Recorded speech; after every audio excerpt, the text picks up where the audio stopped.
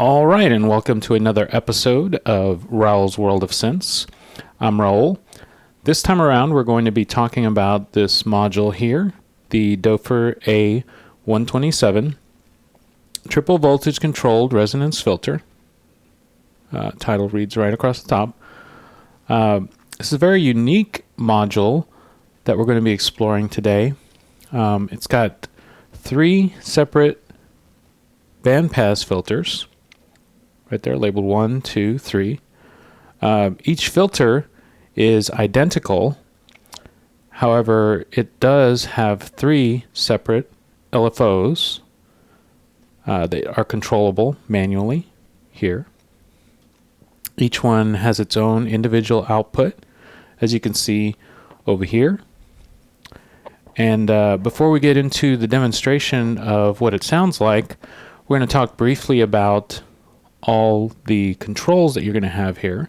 And we're going to just go through one row all the way across because the controls are going to be identical for each row. So let's go ahead and get started. And we'll start all the way at the left and then go through the controls, and then we'll talk about what's on the bottom here. So starting over here on the left, we have the number of the filter that we're working with. This is number 1. And you got 2 and 3. You have a CV input right here, and we'll talk briefly what this is going to do for you here. But the default out of factory way that you can control the cutoff of this filter that's right here is the LFO frequency right here. And as you increase the speed of the LFO, you'll see the LED move faster and faster as you bring up the speed right there. Now the amount of this LFO that's going to be fed to the filter cutoff over here is going to be determined by the next dial over, the one that's labeled CV amplitude. So as I bring this up, it will add more and more of this particular modulation source. In case you're curious about what exactly that modulation source is, an LFO, obviously it's labeled LFO, but if it's a triangle LFO, to be more specific, and it's the same type of triangle LFO across the three here. So there you go. That should answer your, for those of you that are kind of inquisitive out there, wanting to know what kind of LFO we're using. But as I was saying a little while ago, this is going to control the level of the LFO. It's going to be fed to the filter, as well as it's going to control the amount of modulation, because you can have an alternate modulation source. You don't have to use this LFO by plugging a CV signal into this port. So let's say I don't want to use the triangle wave that is coming out of here and feed that to the filter. I want to use maybe a sine wave, or I want to use a square wave, maybe trigger it somehow with a keyboard, or I want to use a saw or an inverted saw, so forth. And that's what this CV input is going to be for. This is of course going to control the level of the CV signal being fed into here. So as you bring it all the way over to 0, even if you had something plugged in here, no CV would affect the cutoff of the filter. But if you bring this all the way up, then it will affect the frequency cutoff. Okay, moving right along. Right next to it, we have the cutoff of the filter here. And in case I hadn't mentioned it before, the type of filter that is happening across here is going to be a bandpass filter. So if you're curious what kind of filter you actually got going on here, you got a bandpass filter. So, and that's 3 times over right there. You got bandpass filter, bandpass filter, bandpass filter. So 3 of them. And then of course the cutoff is going to be all the way at the lowest frequency, all the way down here, and then at the highest frequency cutoff, all the way at the top. The resonance dial immediately to the right of that is going to allow you to adjust the peak at the cutoff of the filter. So we'll hear what that sounds like a little bit later. And it does go fairly high, so you can make it go into self-oscillation for some very interesting sounds. And then on the far right of the row, you have audio level. So at 0, even if you have an input going into here, you will have no signal going into the filter unless you bring this up. So that's what that's for. So you can choose to add maybe your audio signal just to 2 of these resonance filters, or just to 1 of them, or to all 3. You pretty much choose.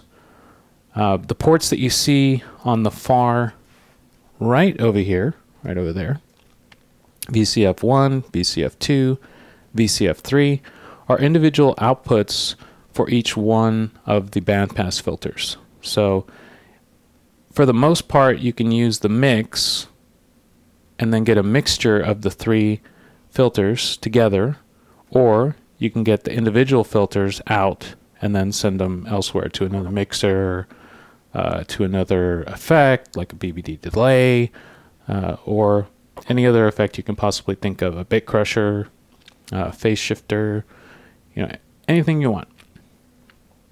So that's what these outputs over here are going to be for. And I think we've done pretty good coverage of this. So we talked about external CV all the way across, and you can see that all the controls are the same going down.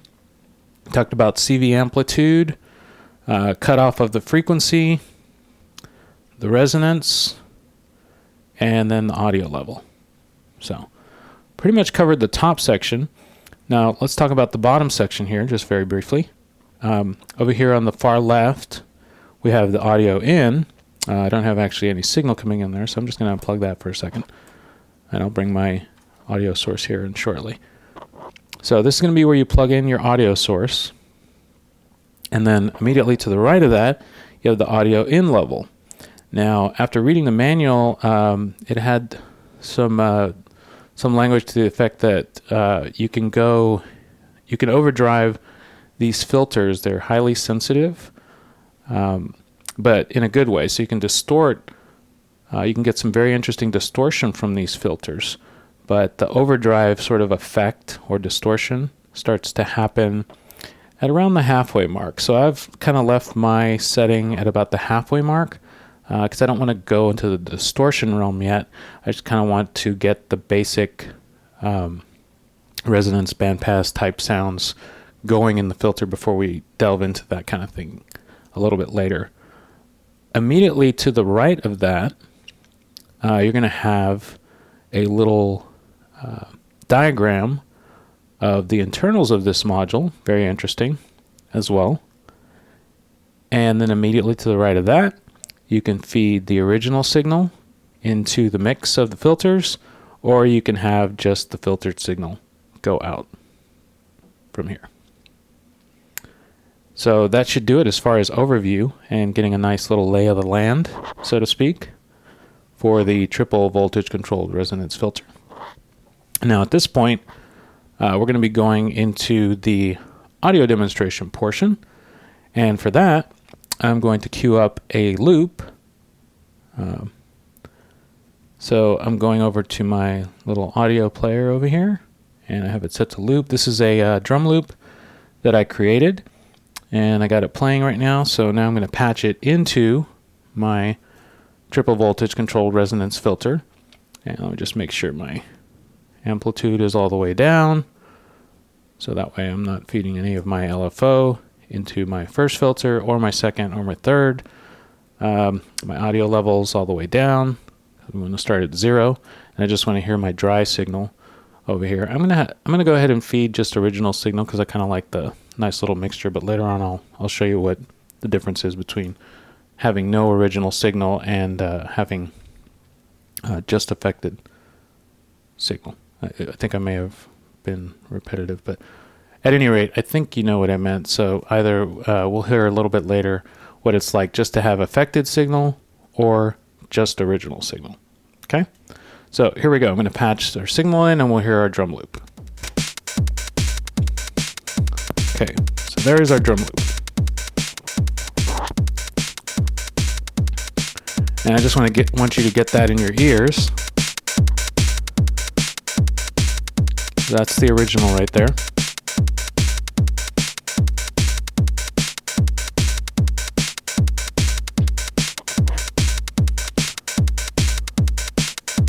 All right, and then now I'm going to start feeding the audio signal into my first filter. So I'm going to bring this up a little bit.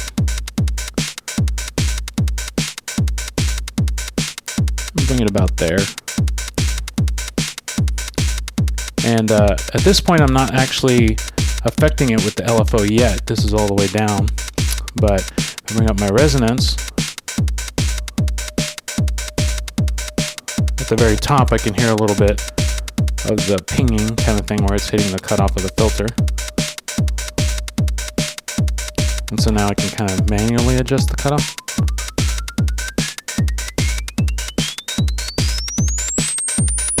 Right into self-oscillation, and then all the way back down.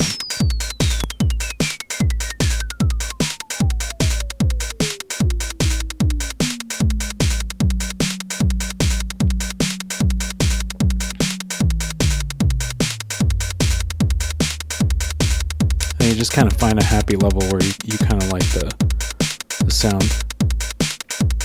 And as soon as we get the LFO coming in here, we should get a little more interesting sounds going on. So let's bring up our CV amplitude, which is going to bring in more of our LFO over here. If you look at the frequency kind of flashing here, that should give you an idea of what we're about to hear if you know a little bit about triangle waves. So here we go. So it should be modulating our cutoff frequency. Not a lot happening right now, but maybe I chose a cutoff that is not ideal for that, so I'm going to adjust it a little bit. And there I hear it a little bit, but let's get a little more pronounced effect. I'm going to bring up the resonance a little bit.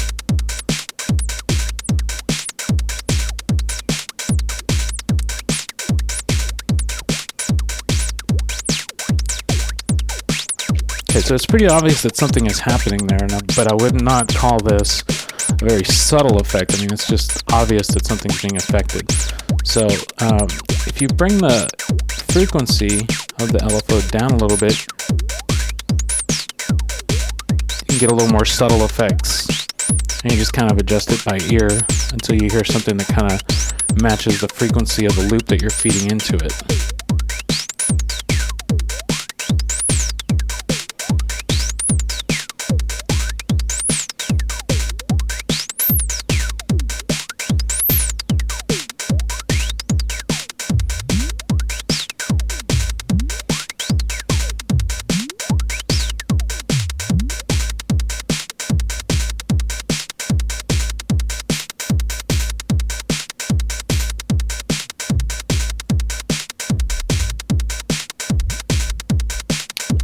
So let's hear what it sounds like with the LFO frequency all the way to the top.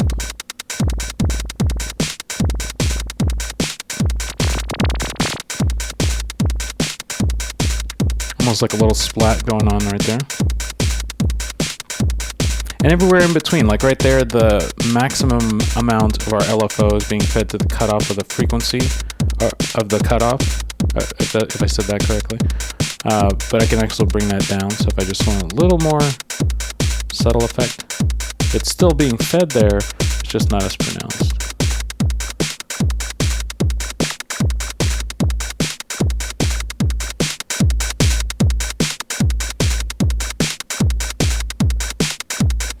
Okay, so we got the idea with one filter so far. Now, let's jump into adding a second filter. So here we go. We're going to bring in a little bit of the second one. And which one do I want to do first? The audio level, or yeah, let's just go ahead and bring up audio level.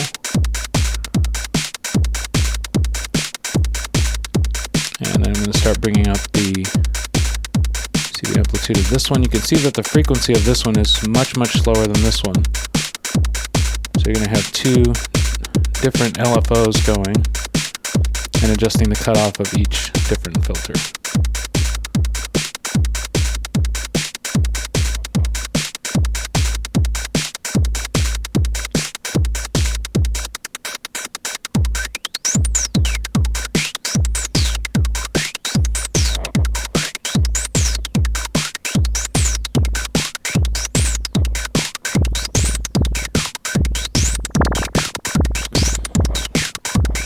Right there, I kind of like that sound, so I'm going to bring this down a little bit.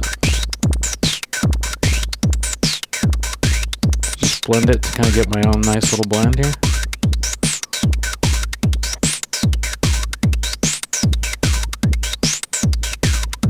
Liking it so far.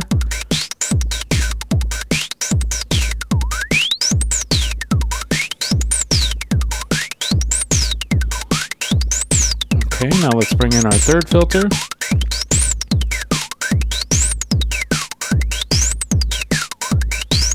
And for this one, I am not going to bring in the LFO quite yet. I want to adjust the resonance all the way to the top. Maybe something like that. And this one I'm actually going to leave at the very, very minimum. I'm going to bring that CV amplitude all the way to the top. Maybe not the best choice because now I got some self-oscillation. Bring that down just a little bit. So, and remember, the LFO here can actually take up to a minute to cycle. Now, we're not going to necessarily sit here and listen to it for a minute, so I might just bring this up just a little bit. So it's going just a little bit slower than this number 2.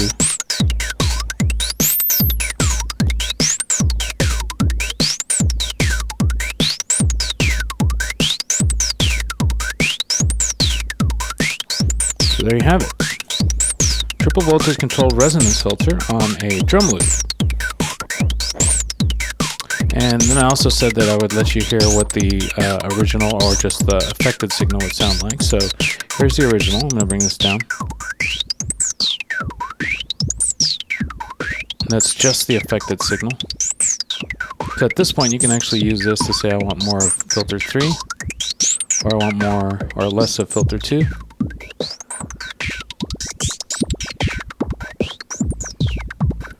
Very fast modulation going on with that one. Then you can kind of adjust it here, maybe without the original, and then bring the original back.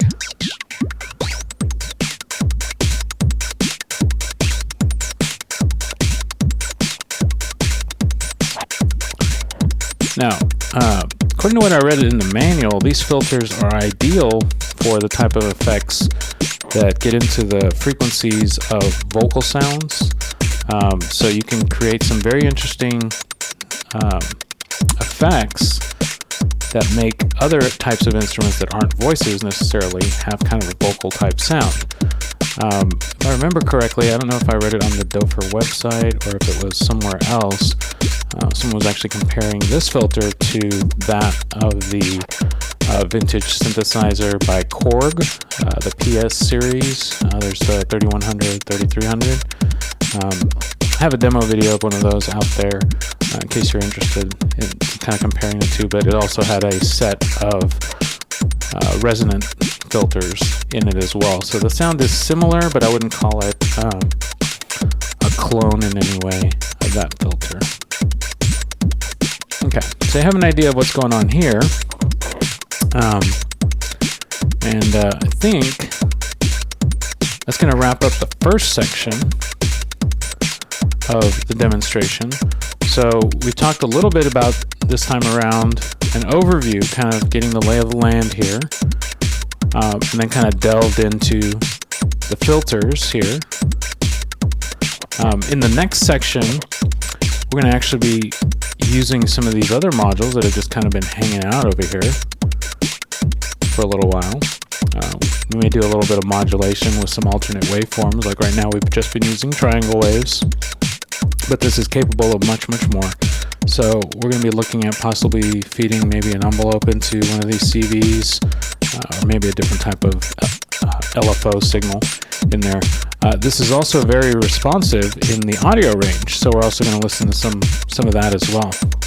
So stay tuned for that, and we'll see you shortly.